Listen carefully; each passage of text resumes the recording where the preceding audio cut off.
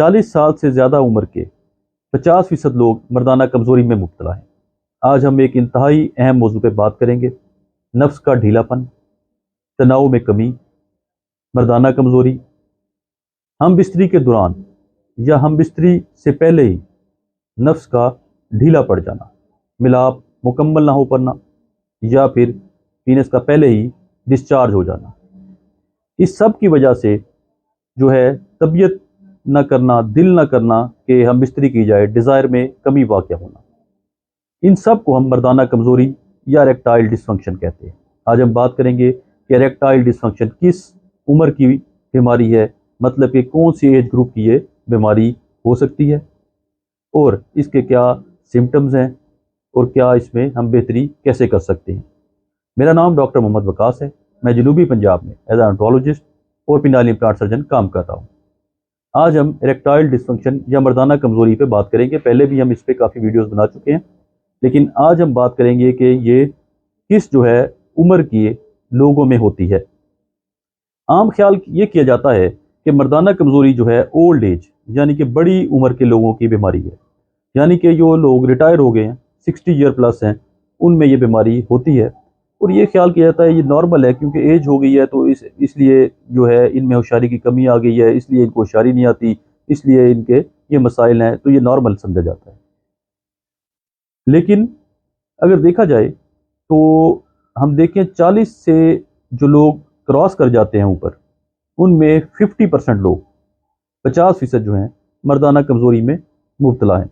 किसी को ज़्यादा है, किसी को कम है, किसी को स्टार्ट हो रही है, तो यानी कि इसका इंसिडेंस बहुत ज़्यादा है। 50% लोग जो हैं 40 साल से जो अबव हैं वो मर्दाना कमज़ोरी में मुब्तला हैं। इसलिए एज कोई ये नहीं है कि अगर तो किसी की एज 60 साल है तो उसे मर्दाना कमज़ोरी होनी है।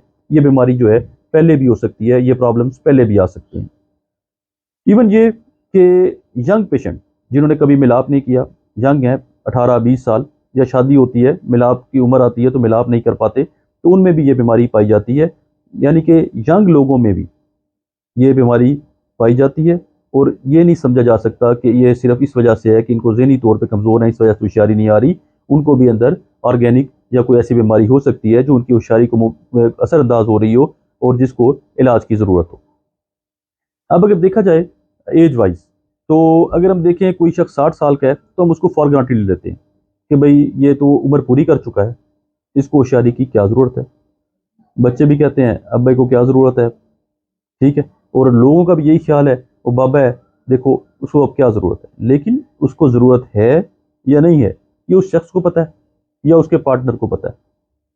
और अगर दो लोग एक ही एज के हैं, 60, 65, 70, और एक की इरेक्टाइल फंक्शन अच्छा है, होशियारी अच्छी आती है, ये उसकी वो मिलाप बिल्कुल ठीक कर लेता है, और एक मिलाप में कमी है वो, लेकिन सिर्फ मिलाप में उसमें कमी नहीं है, वो फिजिकली भी वीक होगा, उसकी जो है कमज़ोरी सिर्फ जो है सेक्सुअल वीकनेस नहीं होगी, वो जिस्मानी तौर पे भी वीक होगा, वो दिल के तौर पे वीक होगा, उसकी लाइफ भी कम होगी।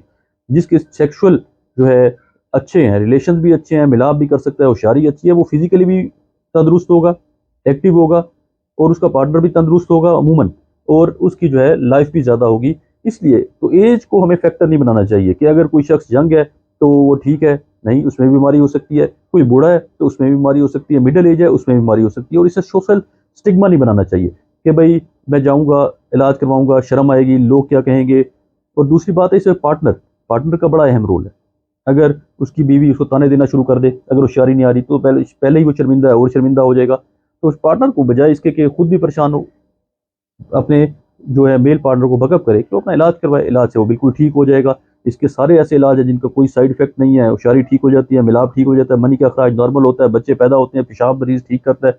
तो इसलिए इलाज करवाने में कोई हर्ज नहीं है, और इलाज से पार्टनर को, पेशेंट को, दोनों को तसल्ली रखनी चाहिए। अगर कोई शख्स एज ज़्यादा है, 60 है, 65, वो अपना इलाज करवाना चाहता है, बजाय उस पर टांट किया जाए या ऐसे वर्ड्स किया जाए इसको क्या ज़रूरत है, तो उसको इलाज करवाने का मुकम्मल हक है, उसको बैकअप किया जाए, वो अपना इलाज कराए। क्योंकि अगर वो अच्छी सेक्सुअल लाइफ जिएगा तो उसकी लाइफ भी ज़्यादा होगी और वो फिजिकली भी एक्टिव रहेगा और उसका पार्टनर भी एक्टिव रहेगा। क्योंकि सेक्सुअल नीड्स अगर उसकी हैं या उसके पार्टनर की हैं तो उसको वो फुलफिल करनी ही पड़ेंगी। लिहाजा एज, किसी भी एज में ये बीमारी हो सकती है। 40 ईयर प्लस में इसका इंसिडेंस जो है 50% है, यानी कि 50% लोग जो 40 क्रॉस कर रहे होते हैं उनमें ये बीमारी शुरू हो जाती है, किसी को कम है किसी को ज़्यादा है। ठीक है, तो लेकिन अगर ओल्ड एज है, 50 से ऊपर है, 60 से ऊपर है, तो ये बीमारी कदरे ज़्यादा होगी, लेकिन उनका भी हक है कि वो अपना इलाज करवा सकें।